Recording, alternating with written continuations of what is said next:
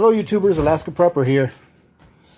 A lot of guys have been asking me to cook some rice in the new Dutch oven that I got. And I have, and I've learned some things. Well, I've actually learned one thing that's important. When I cook rice in the Dutch oven, it requires less water. And I figured out why. And you guys probably know this. But the pot that I've been using for a very long time allows a lot of the steam to escape. This Dutch oven doesn't allow any steam to escape. So it retains all the water. So what I'm doing is I'm going to cook some Dominican rice. But I'm going to use, instead of 2 cups of water per cup of rice, I'm going to use 1.5 cups of water per cup of rice. And I think that still might be a little too much, but I'm going to go with that, right? So I'm going to use 1.5 cups of water for every cup of rice. And as you can see here, this is some of my sofrito. Right? For those of you that don't know what sofrito is, take a look at the card. I'm going to put a card on here. It should be on your right hand side. Take a look at that so you can learn how to make this, because this is a really big time saver. Okay, so what I'm going to do is I'm going to go ahead and melt this down, turn my heat on. I'm going to go ahead, this time I'm going to add some ground beef to it. This ground beef is 80%, so I'm not going to add any additional oil. And then in addition to that, the sofrito, if you guys watch the video, you'll see that it's got olive oil in it already. All right. So I'm going to go ahead and melt this down. I'm going to brown my meat, and then I'll bring you guys back when it's time to put in the water and the rice. All right. See you in a second. All righty, ladies and gentlemen, we're back. So as you can see, I browned my ground beef in here. And as you can see, there's plenty of fats in there, so we don't have to add any oil. Okay. So now what I'm going to do is I am going to add the equivalent of roughly, well, let me see if I can show you this. You guys know what this is. You've seen it a million times. Of roughly 2 tablespoons of tomato powder in here, okay? And as you can see in there, there's about 2 tablespoons in there. That should be plenty. And that is it for this can. Time to order some more. Okay, stir this around. Okay. Now, you guys know that I like a little vegetable in here. So over the weekend, I made some picadillo. And what picadillo is some corn with onions, tomatoes, peppers, and a little bit of cilantro. All right. So I'm going to take my leftovers of the picadillo. I'm going to put it in here. All right. So that I can give it a little bit of color. And also, it's going to taste really, really good. Okay.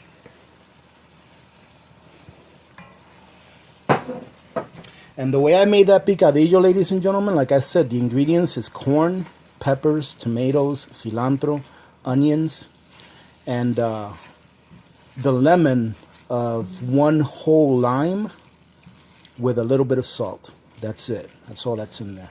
Okay. So now I'm going to put this on high. Okay. And I'm going to put my 3 cups of water in here. You see how this is pretty dry? Okay. That's how you want it to be. You don't want to put your water and your rice in there until this has dried up a little bit. There's one thing that I'm missing that I'm not going to put in here until the water starts to boil, and that's my olives. I like a little bit of olives in there. Gives it a little bit of extra burst of flavor. All right, so here's our 3 cups of water. All right. And with that 3 cups of water, we're going to let that come up to a boil, okay?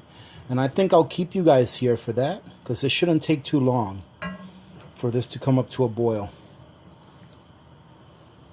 Okay, let me go ahead and grab the olives while I'm waiting for that.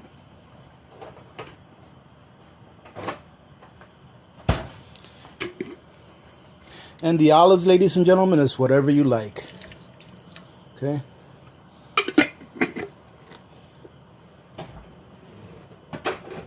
And you saw a little bit of the juice of the olives go in there. Absolutely nothing wrong with that. Okay. And now while this is heating up, we're going to go ahead and grab our rice. There's a couple of cups of rice in here, ladies and gentlemen. Now, some people say they like to wash off the rice. Some people don't. I've never washed off the rice, and it's always been fine. Okay. I kind of like that extra little bit of starch in there anyways. All right. And just a side note, ladies and gentlemen, this rice is 6 years old. Okay, I just took this out and rotated it out of my long-term storage. Leave a like. Little Miss Alaska Preppers over here saying, please leave a like if you enjoy this video. And if you're not subscribed, ladies and gentlemen, you're enjoying this video, go ahead and subscribe. You've got nothing to lose, but you've got, what do you have to gain? I say you have nothing to lose. What you have to gain is becoming part of a community that is really cooperative with each other, is willing to teach each other, encourage each other, all right? And we haven't come across too many people that were only here for themselves. Everyone in this community is pretty willing to help and help each other out, all right? In more ways than just clicking the mouse. If you've been watching this channel for a while, you'll know that we go above and beyond to try to help each other out, okay? So ladies and gentlemen, what we're going to do now is we're going to let this come to a nice boil, okay? And once it comes to a boil, we're going to go ahead and let it boil for just a little bit. We're going to put that cover on and move it. So what I'll do is this, while this is coming up to a nice roaring boil, I'll sign off and I'll bring you back in probably about 2 minutes, all right? Ladies and gentlemen, we're back, and take a look at this. It's boiling really good, okay? So what we want to do now is I'm going to turn on my back burner because it's the slowest burner in my stove, all right? We're going to cover this up real quick. And then we're going to move it to the back burner. And from this point on, we're going to put our timer on about 25 minutes, all right?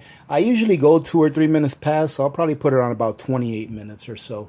And then you do not want, if you haven't seen me make rice before, you do not want to take this lid off once you put it on and turn your timer on, okay? If you do that, your rice may not cook consistently, meaning that you may have some pieces of rice in there that are hard and some that are not hard, that are nice and soft the way they're supposed to be, all right? You want to make sure that you leave this lid on for the entirety of the cooking time, which should be between 25 and 30 minutes. Now, the more rice you cook, obviously the longer the cooking time, and the cooking time is also going to determine on your altitude and things like that, okay? So if you try this recipe, you're going to want to try out your cooking times. A good starting point would be the 25 to 30 minutes for a 2 to 3 cup of rice dish, all right? For every cup of rice that you go up, so let's say I was going from 3 cups to 4 cups, I would probably add 15 minutes of cooking time for every cup of rice. But like I said, the cooking time is going to differ for your area depending on your altitude and the humidity and all that kind of thing, okay? So we'll bring you back in about 25 minutes or so when this is cooked, just to show you what it looks like, and then we'll call it good for the day, ladies and gentlemen. All right, we'll see you in a little bit. All right, ladies and gentlemen, it's that time. I'm not going to lie to you. I did take a peek, all right? But it looks really good. It looks like the amount of water used, next time I make this, I'll probably use, instead of 3 cups of water or 1.5 cups of water per, I'll probably only use 1 1/4 per, and it'll be perfect. But this still looks really, really good, okay? It came out nice and fluffy. The rice is nice and fluffy. And like I said, ladies and gentlemen, that rice is 6 years old, okay? And it looks really good. I haven't given it a taste, but I'm going to give it a taste right now, even though it's really hot. I want to show you guys a close-up because this looks very good. All right, take a look at that.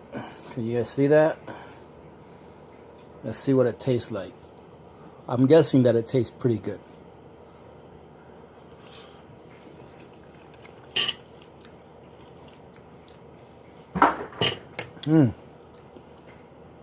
Definitely a winner, okay? It's got a lot of flavors. It's got a lot of layers of flavors with that sofrito in there.